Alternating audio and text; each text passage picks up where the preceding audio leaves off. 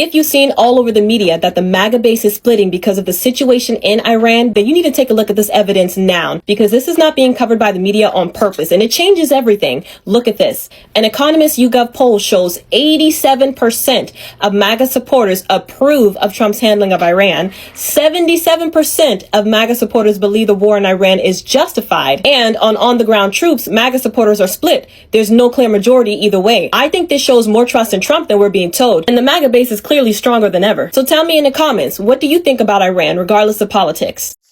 Make America gruesome again. Make America great again. I tell you what, MAGA are against Trump.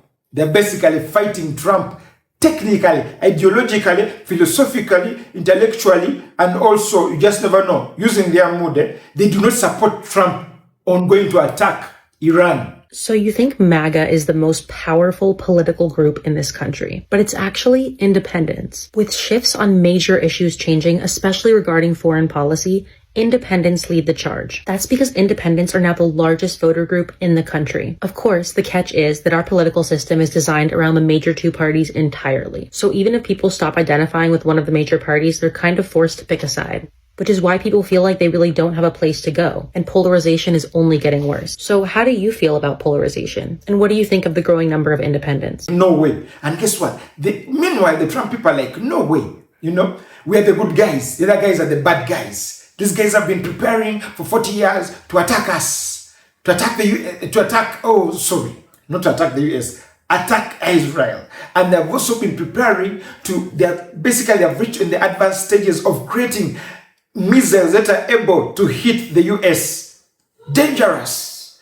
And also they talked about the nuclear weapons, and then also all those kind of things. They're like, these guys are heartless. If they can kill over 30,000 Iranians, the world is not safe. We're trying to make the world a more secure place. And basically that rhetoric has basically bought off the other governments in support of the US, the people who are first opposed to the US, the allies, and now the reality on the ground is this. The people who supported Trump when he was saying he's not going to be involved in getting his troops on the ground in foreign missions, and right now is taking over 5,000 American troops to Iran, and anytime now is going to call the shots. And guess what? Already 23 American servicemen have died, and many more have been injured.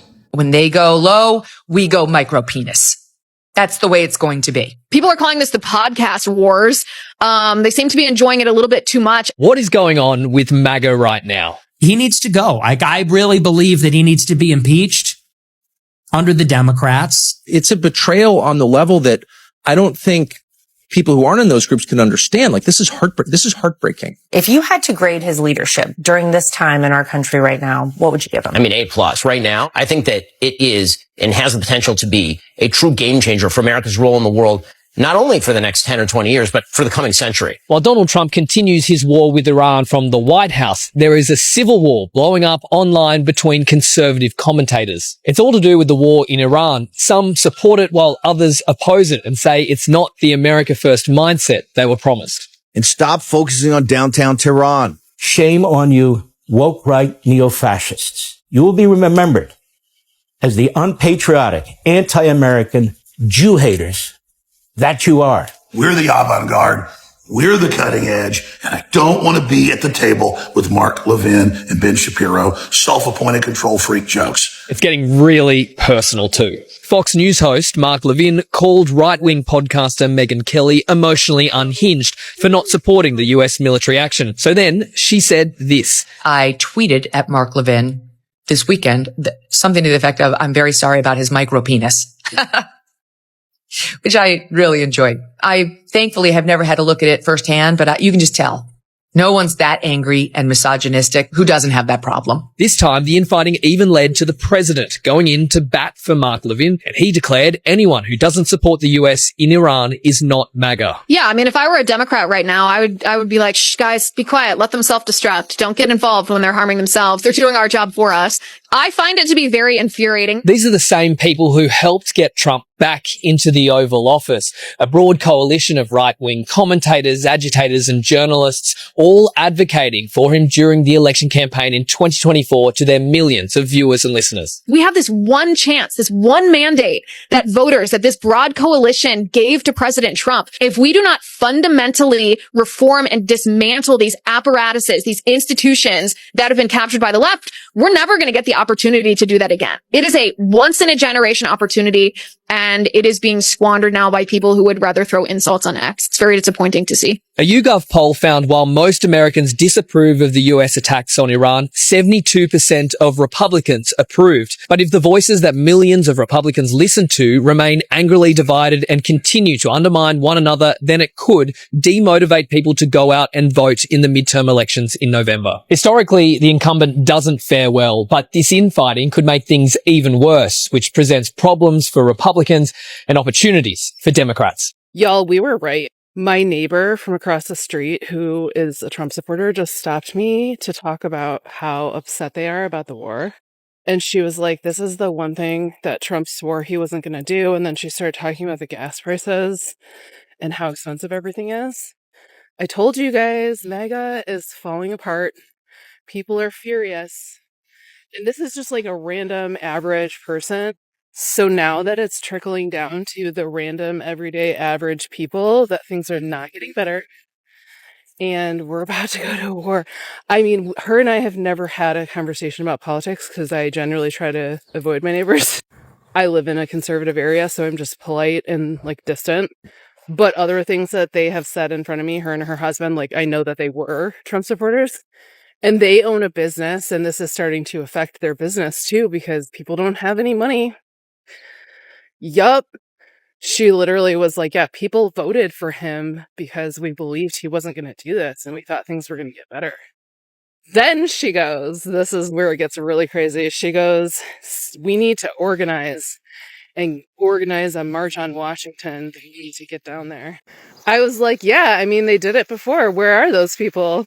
The dam is breaking. Watching the MAGA reaction to Trump's war on Iran has made it so glaringly obvious that they never had a core ideology. It's all about this cult-like following of Donald Trump. What he says goes. If he contradicts himself and what he campaigned on, it doesn't matter because he is the unfailing leader. If Joe Biden gave a speech asking MAGA supporters to make peace with the idea that American soldiers would lose their lives in a war for Israel's benefit, people would lose their minds. He literally ran as the pro-peace candidate and criticized everyone else for spending any money abroad, but now he's all about regime change. The MAGA movement was allegedly all about keeping American taxpayer dollars in the United States, and yet suddenly all of these Trump supporters are on board with the fact that no, we are going to spend our taxpayer dollars bombing Iran. The craziest part to me is that when they're confronted with their hypocrisy, they pretend like nothing is there, like they can't see it. Trump himself has made contradictory statements about ever getting involved in Iran, and yet here he is, and he can't even seem to square it.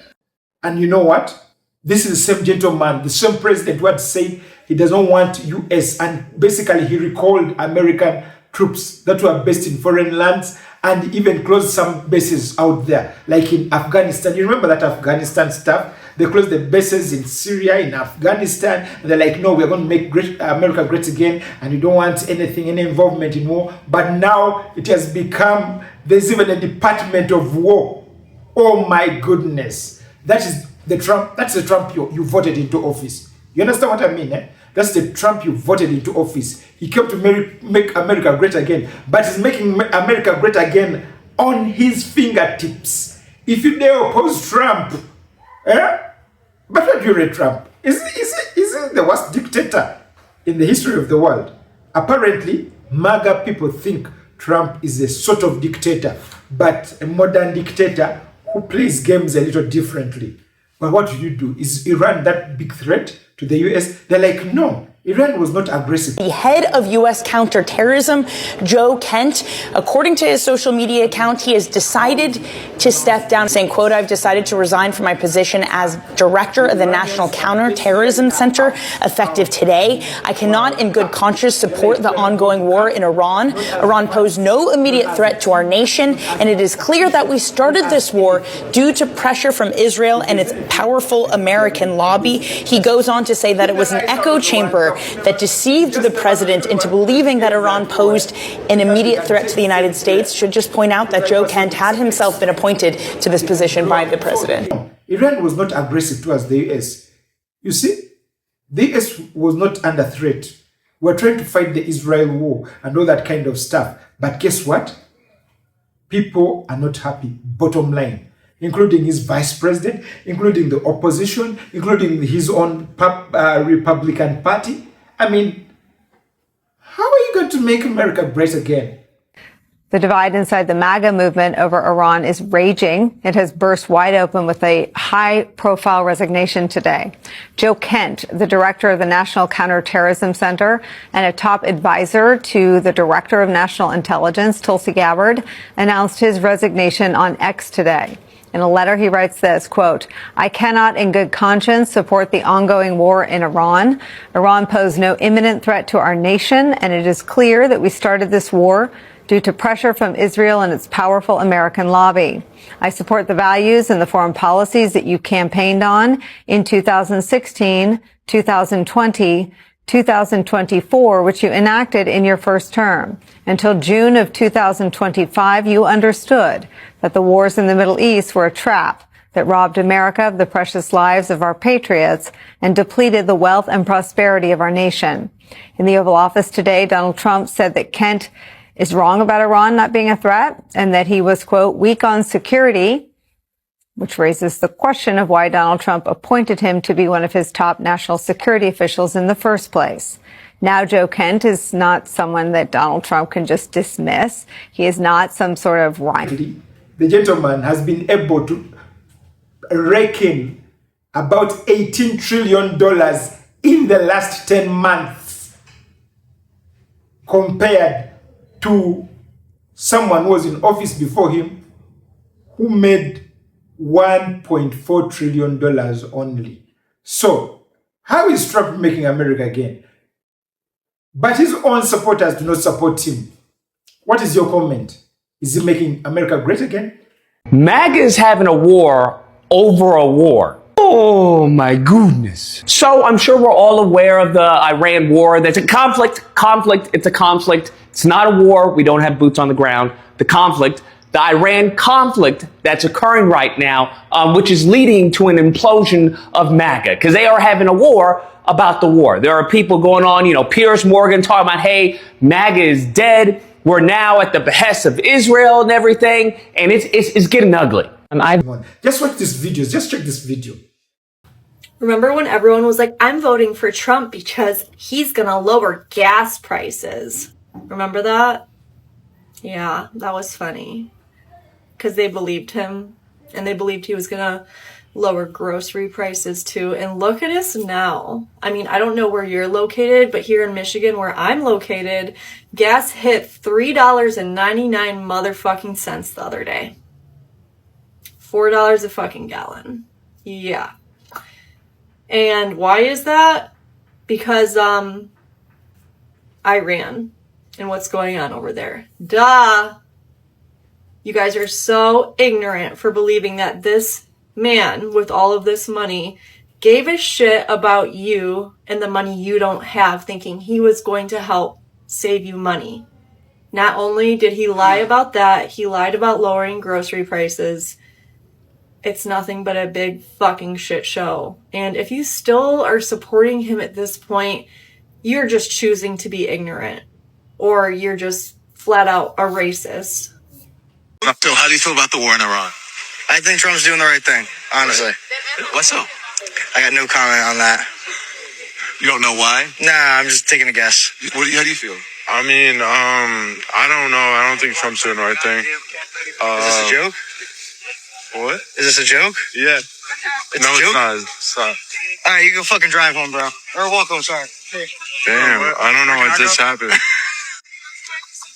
I don't really give a fuck about the war. Smoke weed, get money, fuck bitches. Hell yeah. What we just witnessed is America in a fucking nutshell, mi gente.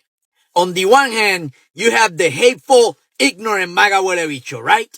This is the pendejo who doesn't know shit about shit.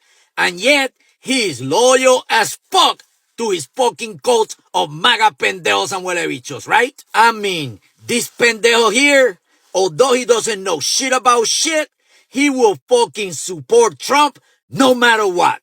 Why? Just simply because Trump hates the same fucking people that he does hate, right? So, whenever you ask him a question such as, hey, why do you fucking love Trump so much? I thought that you voted for no more wars. I thought that you voted for him to bring prices down on day one. Whatever the fuck happened to all of that?